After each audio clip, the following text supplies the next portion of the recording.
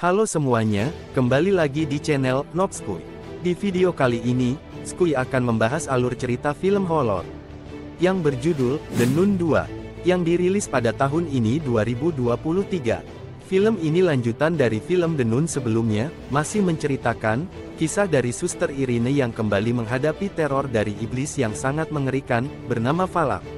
Oke, jangan banyak basa-basi, langsung aja ke ceritanya. Sebelum ke ceritanya, Skuy ingetin kalau konten ini berisi full spoiler. Jangan lupa subscribe, like dan klik tombol loncengnya, biar tidak ketinggalan kalau ada video terbaru. Oke, langsung aja ke ceritanya. Cekicrot. Film diawali memperlihatkan seorang bocah bernama Jacques. Dia ditugaskan oleh seorang pastor untuk membawakan sebuah anggur yang berada di bawah tanah, yang akan digunakan untuk berdoa bersama. Namun anehnya, saat acara sudah selesai, anak itu dikejutkan dengan sebuah tangga kayu yang sudah berpindah tempat dengan sendirinya. Dan sekaligus dengan bolanya yang berada di atas tangga. Padahal dia yakin, jika bolanya sudah dia taruh di tempat lain. Tapi kejadian horor pun datang, bola yang masuk ke dalam kegelapan itu pun, tiba-tiba memantul sendiri ke arah Jacques. Jacques yang ketakutan pun, langsung melaporkannya kepada sang pastor. Sehingga pastor pun segera mengecek sesuatu yang sudah terjadi di sana. Sesampainya di sana, tiba-tiba sosok Falak muncul, dan sang pastor langsung terbakar sendiri hingga tewas. Sedangkan Jacques yang melihat hal itu, tak bisa berbuat apa-apa dan sangat ketakutan. Lalu scene pun berganti, terlihat seorang biarawati bernama Suster Irene. 4 tahun setelah berhasil selamat dari biara Santa Carla, di pedalaman Romania melawan Falak. Suster Irene sekarang menjalani kehidupannya sebagai suster Katolik, di sebuah biara menyenangkan di Perancis. Di sana dia pun hidup dengan tenang, dan juga nyaman bersama biarawati lainnya. Di sana Irene berkenalan dengan seorang suster lainnya bernama Debra. Suster Debra dianggap suster kepala sebagai orang yang bermasalah, tapi Suster Irene bisa menjadi teman yang baik bagi Debra.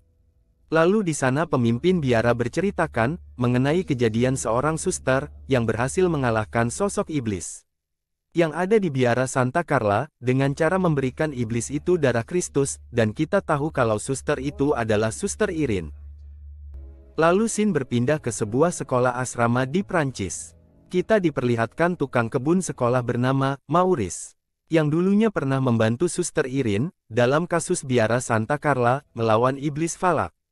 Di sana dia berteman baik dengan seorang murid bernama Sophie, anak dari seorang guru di sekolah itu yang bernama Kate. Maurice sering membantu Sophie, yang sering dibully oleh para anak nakal. Lalu selanjutnya kita akan diperlihatkan ke seorang bocah pengantar anggur. Setelah dia menyimpan anggur ke rak penyimpanan, di salah satu ruangan, dia mendengar seperti ada seseorang. Dia pun penasaran dan mencari sumber suara tersebut. Ternyata itu adalah Maurice dengan tingkah laku yang sangat aneh. Maurice hanya terdiam saat bocah itu mencoba memanggil dirinya. Dan ternyata saat menoleh, tiba-tiba muncul iblis Falak, dan langsung menyerang anak itu sampai tewas. Di malam harinya, Suster Irene bermimpi tentang Maurice yang kerasukan iblis Falak. Lalu berita tentang kematian seseorang pendeta yang terbakar itu, sampai ke Vatikan. Dan Vatikan akhirnya turun tangan. Mereka meminta Suster Irene, untuk kembali menyelidiki apa yang sudah terjadi di gereja itu dan pendeta tersebut. Suster Irene awalnya menolak, karena kejadian sebelumnya saja sudah cukup membuatnya trauma. Namun tidak ada seorang pun yang masih hidup, yang bisa mengalahkan iblis Falak itu selain Suster Irene. Dan akhirnya, Suster Irene pun terpaksa menerimanya. Lalu Suster Irene langsung berangkat ke tempat tersebut. Tak disangka, ketika di dalam kereta itu, ada Suster Debra, dan ternyata dia diam-diam ikut dengannya, tanpa sepengetahuan pihak biara tempat dia bertugas. Ternyata Suster Debra ingin melihat mukjizat, dan percaya kembali pada imannya. Dia mau mengikuti Suster Irene dalam melenyapkan roh jahat tersebut. Dengan begitu dia bisa menemukan kembali imannya. Lalu scene kembali ke asrama. Di sana Sophie selalu diganggu oleh segerombolan anak-anak nakal yang suka iseng kepada dirinya. Di sana Sophie dipaksa untuk ikut dalam sebuah permainan mereka. di mana Sophie dibawa ke sebuah ruangan yang sudah tak digunakan lagi. Sesampainya di dalam, mereka memainkan sebuah permainan untuk melihat iblis. Sophie diminta untuk melihat sebuah jendela kaca, yang bergambarkan seekor domba. Salah satu dari mereka memberitahu, jika sinar matahari menyinari kaca tersebut, dan tepat mengenai mata dari gambar domba itu, maka Sophie akan bisa melihat penampakan dari sesosok iblis. Sophie yang percaya mengikuti arahan mereka, dan matanya terus saja melihat ke arah jendela. Mereka pun lalu sengaja meninggalkan Sophie di sana seorang diri. Tak lama kemudian, Sophie baru sadar kalau dia sudah dijebak, dia pun mencoba membuka pintunya, namun pintu itu sudah terkunci dari luar. Di sana keanehan mulai terjadi, ketika dia melihat seperti ada seseorang di balik kain itu. Tapi ternyata itu hanyalah sebuah patung. Dan untung saja Maurice mendengar teriakan Sophie, dan membukukan pintu untuk mengeluarkan Sophie. Ketika berhasil keluar, dia pun terlihat masih saja ketakutan. Dan pandangan matanya terus saja melihat ke arah ruangan itu, sekilas Sophie melihat ada sesosok biarawati di dalam ruangan tersebut. Kembali ke Suster Irene, dia kini telah tiba di Prancis, dan langsung mengunjungi gereja tempat pendeta terbunuh bersama Debra. Di sana Suster Irene dan Debra mulai mencari petunjuk. Lalu di sana suster gereja setempat memberitahu kalau ada seorang anak yang melihat kejadian kematian pendeta tersebut. Suster itu juga bilang, kalau ada seorang tukang bersih-bersih, yang baru saja keluar dari tempat ini, dan dia bernama Maurice. Di sana Suster Irene sadar, kalau roh itu alias Falak, berhasil merasuki tubuh Maurice. Suatu ketika, Sophie melihat ada yang aneh pada diri Maurice, dia selalu tiba-tiba mematung sendiri. Setelah itu, Sophie mendengar suara panggilan dari ibunya, yang berasal dari lantai atas. Lalu Sophie pergi mengeceknya, namun dia tak menemukan siapapun di sana, dan malah mendapatkan gangguan dari iblis Falak.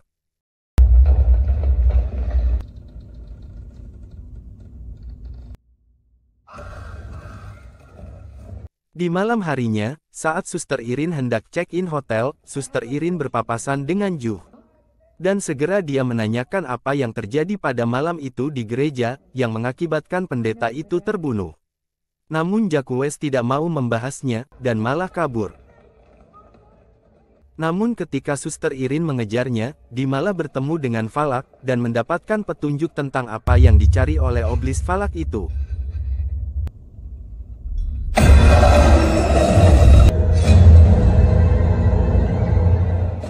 Kembali ke sekolah, seseorang bernama Madam mendengarkan suatu suara dari arah ruangan kapel, dan saat mengeceknya, ternyata itu adalah Maurice, yang menjedotkan kepalanya ke pintu ruangan itu. Setelah Maurice pergi, dia mendengar suara seorang anak, yang berasal dari ruangan kapel tersebut. Sehingga dia pun memberanikan diri untuk mengeceknya. Di dalam ruangan itu, Madam mendapatkan gangguan dari roh halus. Setelah itu muncul roh berwujud anaknya, yang sebelumnya sudah mati, dan langsung menyerang Madam hingga tewas.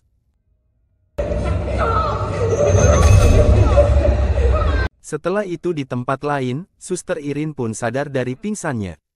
Dia mengetahui kalau iblis Falak masih bersarang, dan merasuki tubuh Maurice. Dia ternyata merupakan dalang dari meninggalnya beberapa tokoh penting gereja, dan selalu berpindah-pindah tempat. Ternyata Falak mengincar sesuatu yang berada di sekolah asrama. Suster Debra memberikan sebuah kalung, berupa rosario milik sang pendeta yang terbunuh. Dan rosario itu diberikan oleh Jacques, dalam rosario itu pun Irene ternyata mendapatkan sebuah petunjuk. Mereka pun bergegas segera pergi ke rumah arsip Katolik, untuk mencari tahu makna simbol yang terdapat di rosario itu. Di sisi lain, KT yang melihat pintu ruangan kapel terbuka, segera mengeceknya. Dan dia terkejut melihat Madam yang telah tewas.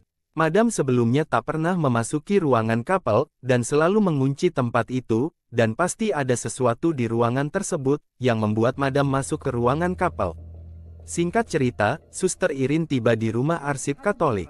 Kepala arsip mengatakan, bahwa simbol itu merupakan simbol keluarga dari Saint Lucy. Dia tewas dibunuh, namun sebelum dibunuh kedua matanya dicongkel. Ternyata kedua mata Saint Lucy itulah, yang dicari oleh iblis Falak tersebut, supaya dia bisa mendapatkan kekuatan lebih besar. Kepala arsip mengatakan, kalau mata itu sekarang berada di sebuah sekolah asrama, yang merupakan asrama yang dimana di sana ada Sophie dan Maurice. Di asrama Maurice, Sophie dan Kate sedang menikmati malam hari dengan berdansa bersama. Tiba-tiba Maurice terjatuh saat mereka berdansa, dan menemukan di lehernya ada tanda salib terbalik.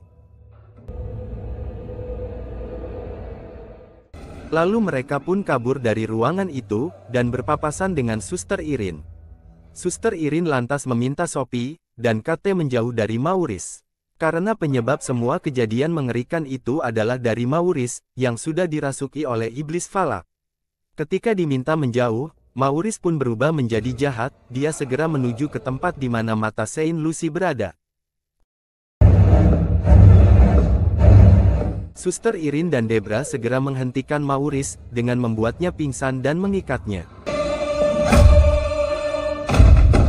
Selesai mengikat Maurice, mereka berdua bersama Sophie dan Kate, mendatangi ruangan kapal. Dan mulai mencari keberadaan kedua mata Saint Lucy. Di sana Sophie teringat, dengan mata kambing yang bersinar di kaca. Ketika mencoba menyinari mata kambing itu, sinar tersebut menuju tempat di mana benda suci itu berada. Saat sedang mencari mata itu, kambing yang ada di kaca tiba-tiba menghilang, dan Maurice juga telah lepas dari ikatannya. Di asrama itu juga, ada seorang bocah yang terbangun di malam hari, karena ada suara injakan kaki di atas kamarnya, sehingga dia pergi mengeceknya.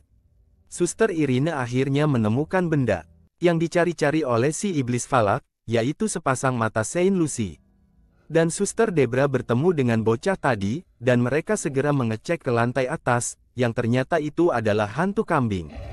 Di dalam sana mereka mendapatkan berbagai macam gangguan mistis. Di sisi lain Maurice menyerang Suster Irene, untuk mendapatkan mata tersebut. Dan Sophie membawa kabur mata tersebut. Selain itu Suster Debra, dan para anak-anak terjebak di dalam sebuah ruangan, yang ada ventilasi menuju ke kamar madam. Dan ternyata di sana, ada hantu madam yang berdiri di kamarnya, dan tiba-tiba menyerang mereka. Lalu di tempat lain, Sophie bersembunyi di dekat atap, dan Maurice pun mengetahui keberadaannya. Namun dengan kekuatan mata itu Sophie berhasil kabur. Dan menyebabkan bangunan sekolah pun menjadi ambruk. Sophie pun hampir saja terjatuh dari atas, sementara Suster Debra dan yang lain tengah kabur dari kejaran hantu yang lain. Lalu Sophie memberikan mata itu ke Suster Irene. Dan akhirnya mereka pun berhasil melumpuhkan Maurice.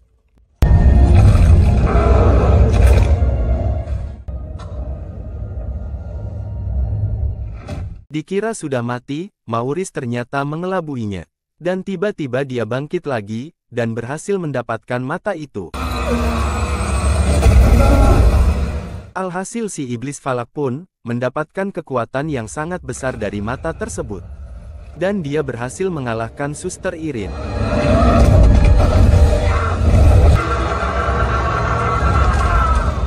Namun tiba-tiba teringat dengan masa lalunya, alhasil Suster Irene pun dapat lepas dari genggaman falak. Di saat itu, di sana banyak sekali anggur, Suster Irene pun memanfaatkannya, dan mengajak Suster Debra berdoa bersama. Untuk mengubah anggur itu menjadi simbol darah Kristus. Di mana hal itu menjadi senjata yang kuat, untuk mengalahkan iblis falak. Dan akhirnya falak pun menghilang. Semua anak-anak pun berhasil selamat, Maurice juga berhasil sembuh. Di pagi harinya, Maurice pun berniat akan tinggal bersama Sophie dan Kate di sekolah asrama itu. Dan akhirnya kehidupan mereka kembali seperti semula. Dan film pun akhirnya selesai.